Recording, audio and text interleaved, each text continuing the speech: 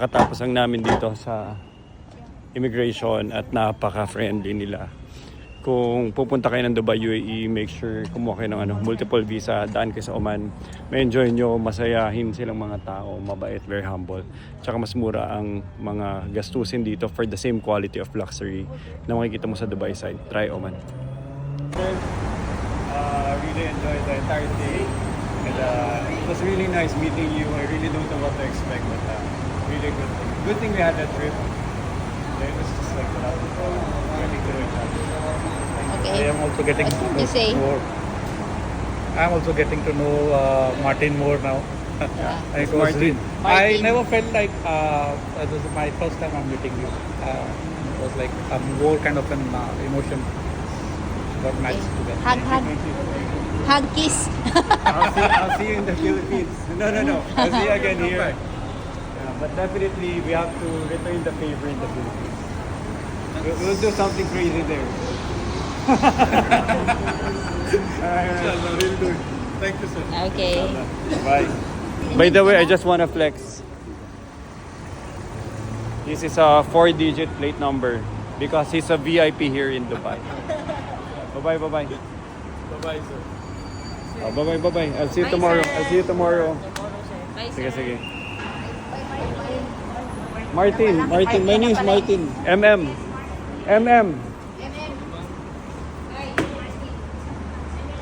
Bye-bye. Thank you. So finally, nakabalik na kami dito sa Deira City. Nag-stay ako dito sa Alot, sa loob ng Deira City Center. Tomorrow would be my second to the last day. I'm leaving Monday morning. So I'll give my personal realizations after traveling Oman. Sa Dubai, nakaikot na rin ako ng several parts of Dubai. So ito, I'll give you my personal realizations after traveling Oman, the entire UAE. Nagpunta na ako ng Fujairah, Abu Dhabi, other Emirates, Sharjah, Ajman. So nadadaan na naman. And ito, sasabihin ko sa inyo yung personal and honest opinion ko about the Middle East and UAE. Siguro I'll just give you my personal and honest opinion about UAE, Oman. Hindi pa ako napunta Saudi. Pero ito yung mga overall realizations ko. Unang-una, ang ganda. Ang ganda sobra. Hindi ako makapaniwala. Kasi first time ko nakita ang Dubai 2 years ago, 2023. So doon ko lang siya first time nakita. Tapos syempre, dami kong assumptions about yung mga yung mga lumang assumptions about Middle East, UAE, Dubai, Oman. Before going to Oman, research ko pa ba, is it safe to go to Oman? So yun yung mga bagay na sobrang naive ako. Research ko pa, chinecheck ko pa. Tapos, and after going around, napuntahan ko lahat yun. Ito na sasabihin ko sa inyo, I've been, in a way, I've had my fair share of travels all over the world. Europe, Asia,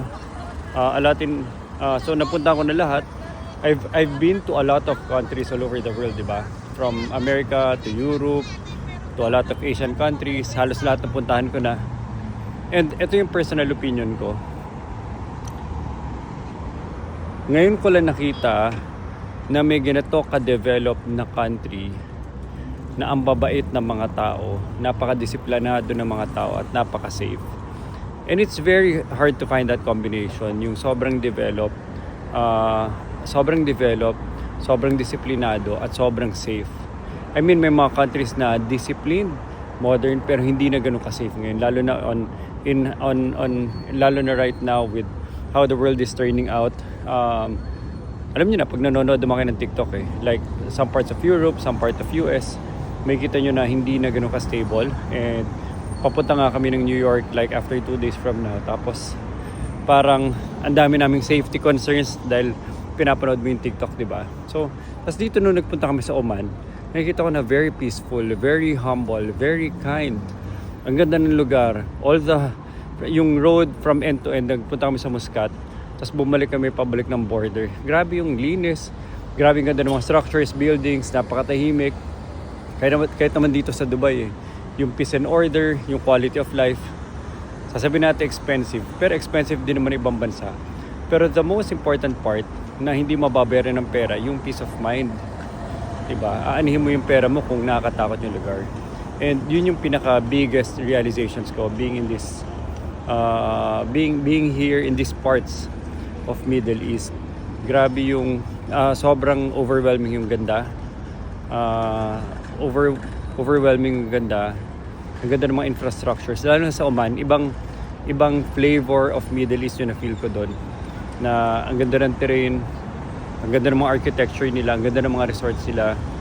Nag-swimming ako, ang ganda rin ng tubig. So parang yung mga lumang assumptions ko about Middle East, hindi nag-i-exist. And sana ma-experience ng maraming Filipino. And siguro I guess kaya rin, di ba, there's this negative portrayal din. I mean overall, di ba? Pero you can't generalize everything eh. Parang sa Philippines, hindi mo na pwede sabihin yung nangyayari sa dulo ng Mindanao is basically the entire Philippines. So, same din sa Middle East. Ang daming mga, siguro may mga nangyari here and there for some parts of Middle East. Pero you can't generalize the entire continent. Ang ganda dito sa parts na to. Kung pupunta kayo dito, UAE, sana makagawa kayo ng multiple visa. Gawin nyo rin yung ginawa namin. UAE, go around UAE. And then kung kaya pa, Oman. As in, must see ang Oman. Enjoy ko siya and I really had a great time. Balik na ako sa hotel. And siguro last day tomorrow and then leaving on Monday early morning.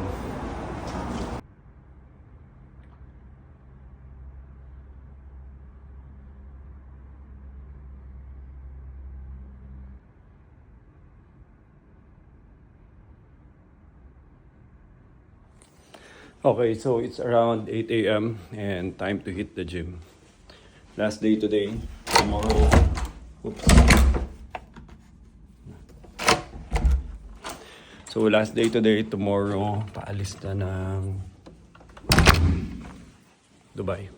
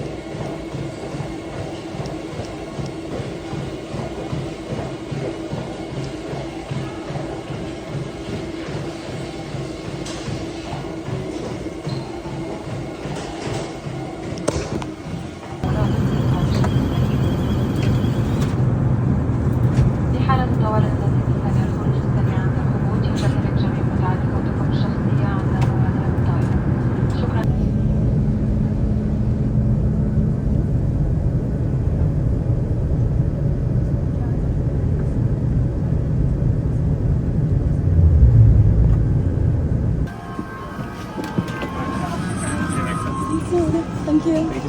Thank you.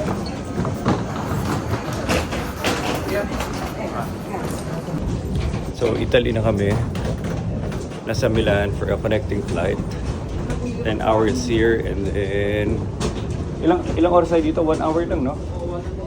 1.5 na connecting flight. Hindi na ako kumain kanina. Tinulog ko.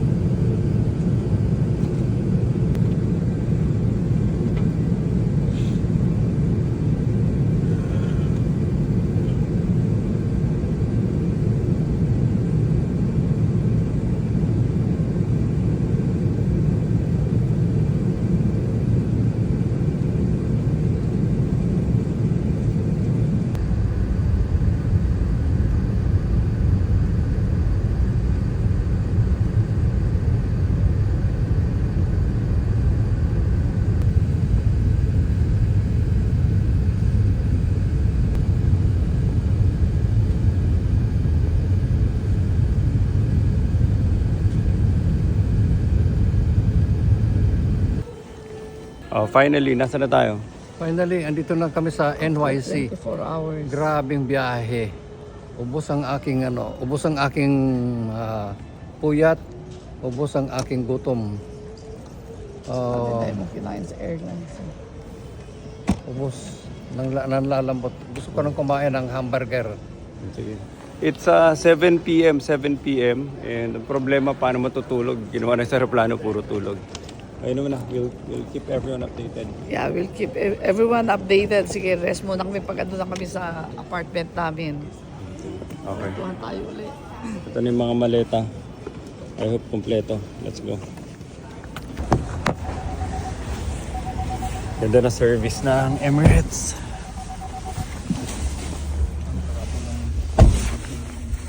Okay na. I'll just take a picture of that one. Mr. Madrid. Double check if you are Mr. Madrid. Yeah, You're- Mr. Madrid. Last time we checked, we're still the Madrids. Simon Madi, right? Yeah. Simeon. Or Simeon. Okay. How's going? Flight is good, sir? Yeah, it's good. Long flight. But, A long yeah. flight? Long flight, but it's good. 24 hours? Are you correcting flights?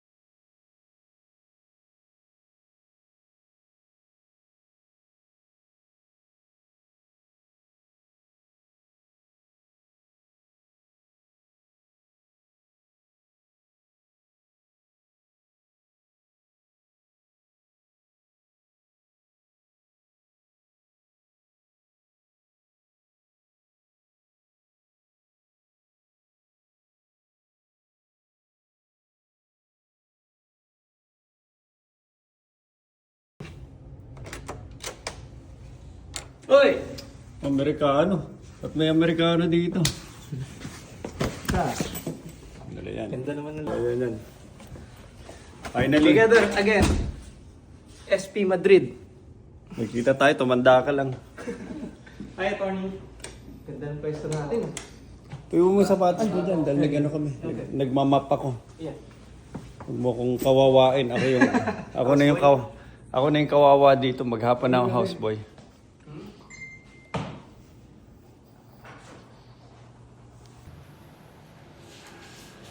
Church. Punta natin. Wow. Park Avenue. Grabe paglabas mo dito eh. Makikita mo na yung mga ganito klaseng buildings dito sa New York.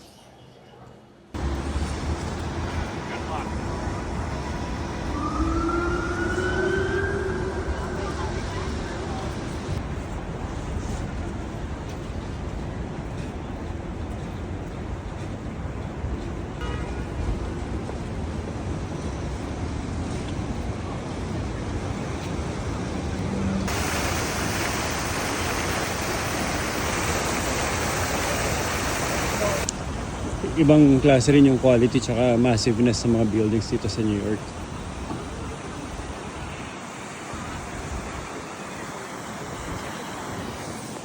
Grabe, ang ganda.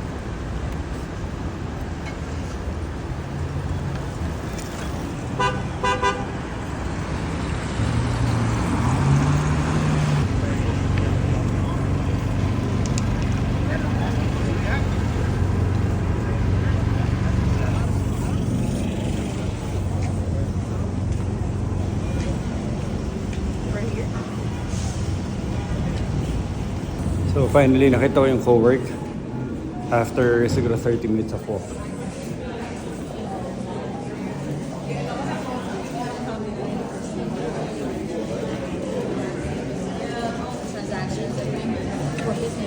It's packed.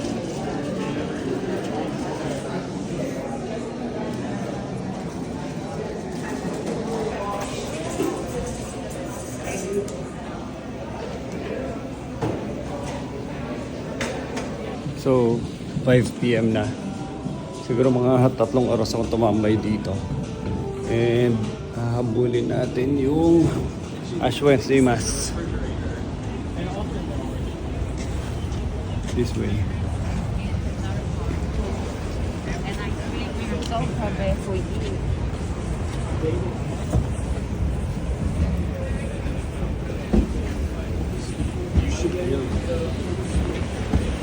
Food court to. Watch out, food court.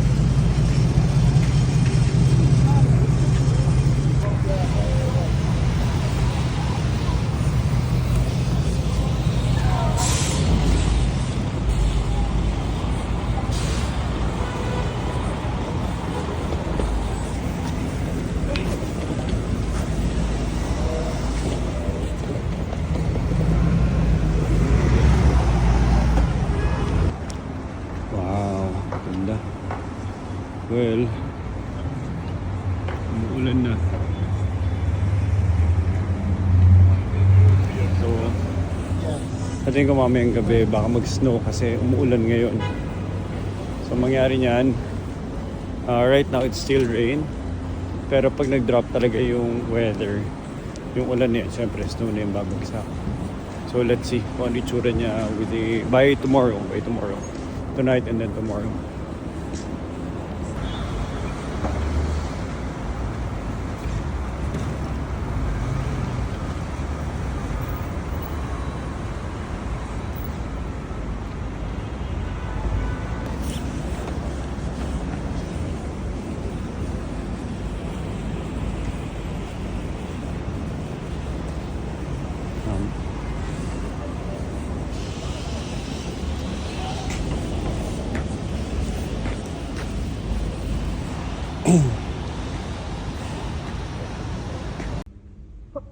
A reading from the second letter of Paul to the Corinthians. We entreat you on behalf of Christ.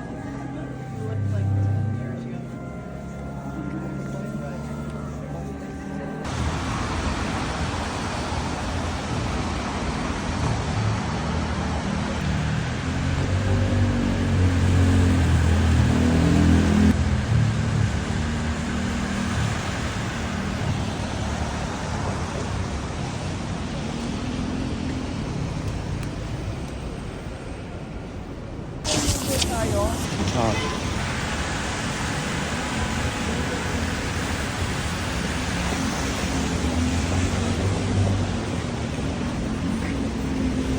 Breta Mendes, baka meron.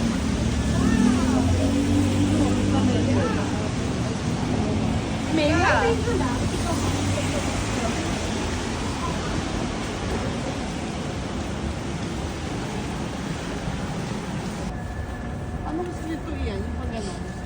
Ha? Itong may nabili nila. Anong street yan? Kaliwa, pa. Kaliwa na. Left. Iyan anong street yan? Dito na. Iyan anong street to? Ito, Park Avenue no? Waldorf pala to eh.